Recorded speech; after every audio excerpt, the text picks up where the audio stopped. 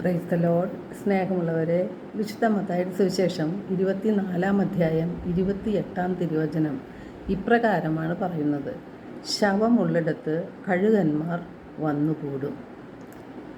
എന്താണ് ശവം എന്നിവിടെ പറയുന്നത്? അനുതപിക്കാതെ നമ്മുടെ ഉള്ളിൽ നാം സൂക്ഷിക്കുന്ന പാപങ്ങളാണ് ശവങ്ങളായി മാറുന്നത്. നമ്മുടെ ഉള്ളിൽ അനുതപിക്കാത്ത പാപങ്ങളിരുന്നാൽ സാത്താൻ വന്ന് നമ്മെ നശിപ്പിക്കും.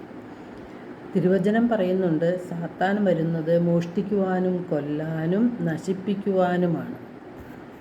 ആരാണ് യഥാർത്ഥത്തിൽ നമ്മുടെ ശത്രു? നമ്മുടെ ശത്രു സാത്താനാണ്. അവൻ്റെ ലക്ഷ്യം ദൈവത്തിൽ നിന്ന് നമ്മെ അകറ്റി നമ്മുടെ ആത്മാക്കളെ മോഷ്ടിച്ച് അവൻ്റെ രാജ്യത്തിലേക്ക് ചേർക്കുക എന്നതാണ്. 1 പത്രോസ് 5:8 തിരുവചനം പറയുന്നുണ്ട്, നിങ്ങളുടെ ശത്രുവായ പിശാച് അലറുന്ന സിംഹത്തെ പോലെ ആരെ വിഴുങ്ങണം എന്നന്വേഷിച്ചുകൊണ്ട് ചുറ്റി നടക്കുന്നു. വിശ്വാസത്തിൽ ഉറച്ചു നിന്നുകൊണ്ട് അവനെ എതിർക്കുവാനാണ് നമ്മോട് ആവശ്യപ്പെടുന്നത്. സാത്താൻ നമുക്ക് മാത്രമല്ല മറ്റുള്ളവർക്കും ദുഷ്പ്രേരണകൾ കൊടുത്ത് അവരെ കൊണ്ട് കുറ്റം വിധിക്കാനും പരദൂഷണം പറയാനും പ്രശ്നങ്ങൾ ഉണ്ടാക്കുവാനും നമുക്ക് നിരാശ തരുവാനും അവന് കഴിയും.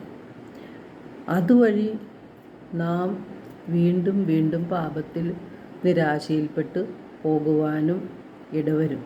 നമുക്ക് ദുഃഖങ്ങൾ തരുന്നതും പ്രതീക്ഷകൾ നഷ്ടപ്പെട്ട് നിരാശയിൽ നമ്മെ താഴ്ത്തുന്നതും പിശാചാണ്.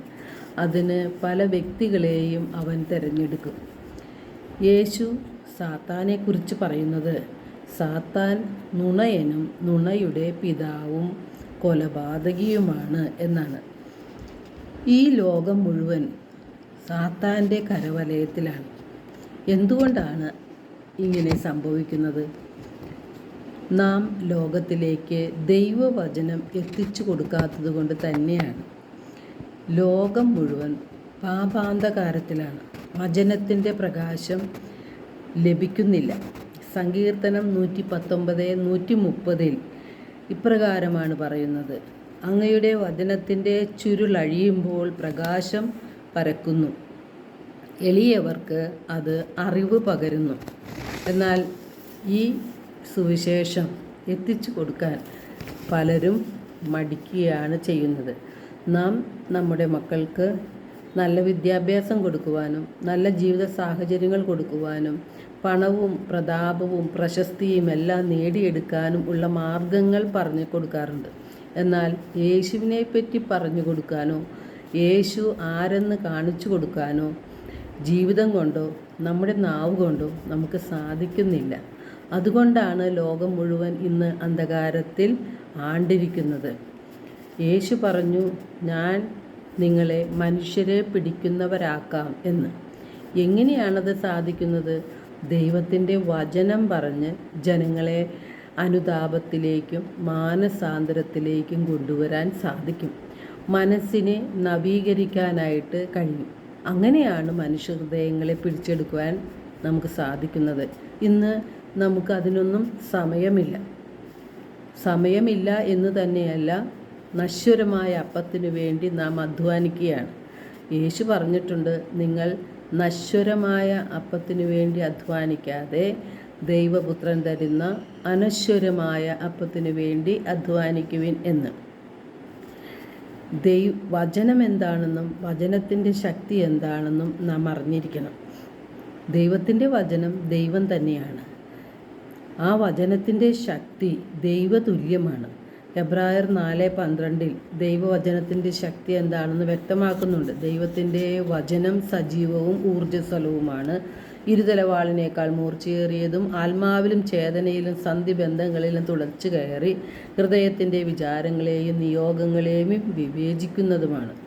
ദൈവവചനത്തിനാണ് ഹൃദയത്തിലേക്ക് തുളച്ചു കയറാനായിട്ട് സാധിക്കുന്നത്. ഹൃദയത്തെ മുറിച്ച് നവീകരിച്ച് പാപമാലിന്യങ്ങളെ കഴുകിക്കളയാൻ കഴിയുന്നത് ദൈവത്തിൻ്റെ വചനങ്ങൾക്കാണ്. എത്ര കഠിന ഹൃദയം ഉള്ളവരോടും വചനം പറയുമ്പോൾ വചനത്തിൻ്റെ ശക്തി അവരിൽ പ്രവർത്തിക്കുകയും അവരെ അനുതാപത്തിലേക്കും മാനസാന്തരത്തിലേക്കും നയിക്കുവാനും സാധിക്കും. വചനമനുസരിച്ച് നാം ജീവിക്കണം. ദൈവസ്വരം കേൾക്കാത്തവൻ ഒരിക്കലും മാനസാന്തരപ്പെടുകയില്ല. ദൈവസ്വരം കേൾക്കാത്തവൻ ഒരു വ്യക്തിക്കും രൂപാന്തരീകരണവും സംഭവിക്കുകയില്ല. പാപത്തെ വിട്ടുപേക്ഷിക്കാൻ അവന് സാധിക്കുകയില്ല. പാപത്തിൽ ഒളിഞ്ഞിരിക്കുന്ന സാത്താൻ നമ്മിൽ ദുശ്ചിന്തകൾ കൊണ്ടുവരും. നമ്മുടെ ഹൃദയത്തിൽ അഹങ്കാരവും സ്വാർത്ഥതയും ജഡമോഹങ്ങളും അസൂയയും തെറ്റായ ബോധ്യങ്ങളും എല്ലാം കൊണ്ടുവന്ന് തരുന്നത് സാത്താനാണ്. അവൻ നമ്മുടെ ആത്മാവിനെ നശിപ്പിക്കുവാനാണ് ലക്ഷ്യമിട്ടിരിക്കുന്നത്. അവൻ്റെ കെണിയിൽ നാം പെട്ടുപോകരുത്. നമുക്ക് പാപമുണ്ടായാൽ അനുതപിച്ച് കുമ്പസാരം നടത്തി പാപമോചനം നാം നേടണം. നമുക്ക് പാപമോചനം മാത്രമല്ല, പരിശുദ്ധാത്മാവിനെയും കുമ്പസാരത്തിലൂടെ നമുക്ക് ലഭിക്കുന്നുണ്ട്. പരിശുദ്ധാത്മാവ് സാത്താനെ ബഹിഷ്കരിക്കും, പാപങ്ങളിൽ നിന്ന് നമ്മെ അകറ്റി നിർത്തും. നാം അനുതപിക്കാതെ പാപമുള്ളിൽ സൂക്ഷിച്ചാൽ പിശാചുക്കൾ നമ്മുടെ ഹൃദയത്തിൽ നിറയും. അതിനാൽ നമുക്ക് അനുതപിക്കാം, പാപമോചനം നേടാം, ദൈവത്തെ അനുസരിച്ച് ജീവിക്കാം. എല്ലാവരെയും ദൈവം സമൃദ്ധമായി അനുഗ്രഹിക്കട്ടെ.